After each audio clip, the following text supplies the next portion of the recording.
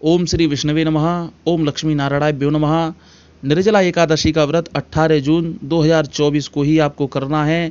इसमें आप किसी भी प्रकार का संदेह ना करें।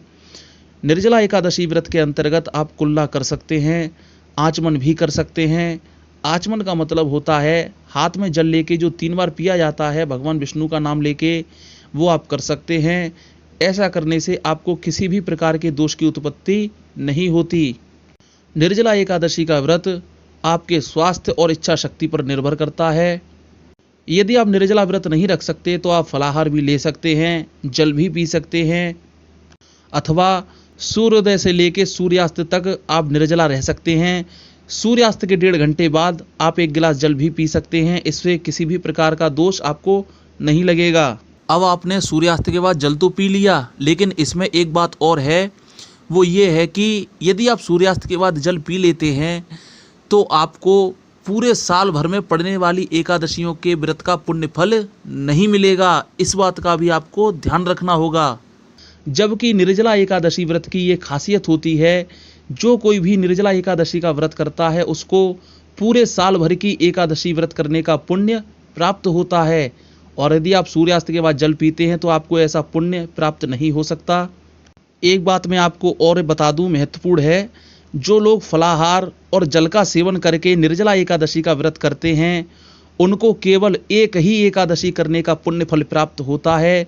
जबकि शास्त्रों में लिखा है जो निर्जला एकादशी का व्रत करता है उसको पूरे 1 साल में पड़ने वाली सभी एकादशियों का पुण्य फल प्राप्त होता है।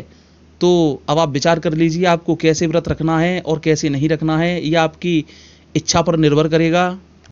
निर्जला एकादशी का जो व्रत होता है उसकी एक खासियत और है बहुत बड़ी। बचपन से लेके आज तक आपने जो भी अन्न खाया है, जिस किसी के घर का खाया है, जिस स्थान पर खाया है और जैसा भी खाया है, उन सब का दोष समाप्त हो जाता है जो निर्जला एकादशी का व्रत करता है या करती है। अब आप सोच रहे होंगे कि इतना पुण्य होता है एकादशी का व्रत करने का जो सभी प्रकार के अन्न के दोषों को भी खत्म करता है। तो आप एकादशी का व्रत अवश्य रखिए। निर्जला रखें या फलाहार रखें, ये आप पर निर्भर करता है। और जो लोग एकादशियों का व्रत करते हैं उनके पास अंतिम समय में यमराज भूल कर भी नहीं आते, वो उनकी परछाई से दूर रहते हैं। और ना ही यमदूत भी उस व्यक्ति के पास या उस महिला के पास नहीं आ सकते जो एकादशी का व्रत करते हैं या करती हैं। ऐसे व्यक्तियों के पास अंतिम समय में केवल और केवल भगवान विष्णु के पार्षद ही आते हैं। और ऐसे व्यक्तियों को प्राण छोड़ते समय बिल्कुल भी कष्ट नहीं होता। जैसे सामान्य तौर से व्यक्ति सोता है रात्रि के समय, बस ऐसा ही आभास होता है। तो इसलिए आप एकादशियों का व्रत अवश्य करें, अपने पुण्यों में वृद्धि करें।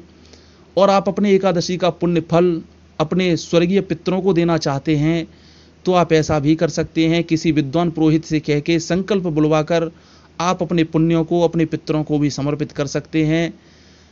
इससे आपके पितरों की भी सद्गति और मोक्ष हो जाती है। उसके बदले में आपको आपके पितरों का भी आशीर्वाद मिलता है और भगवान विष्णु का आशीर्वाद तो आपको मिलेगा ही। तो भगवान विष्णु और माता लक्ष्मी से हम ऐसी प्रार्थना करते हैं वो आप सबको सुखी रखे, प्रसन्न रखे, आपके यहाँ कुल वृद्धि वंश वृद्धि हो। और विशेष रूप से हम ये प्रार्थना करते हैं कि आपके यहाँ जितने भी सदस्य हैं वो आने वाली एकादशियों का व्रत अवश्य करें और अपने पुण्यों में वृद्धि करें। ओम लक्ष्मी नारायणाभ्यो नमः। जय मां भगवती, जय मां कामाख्या।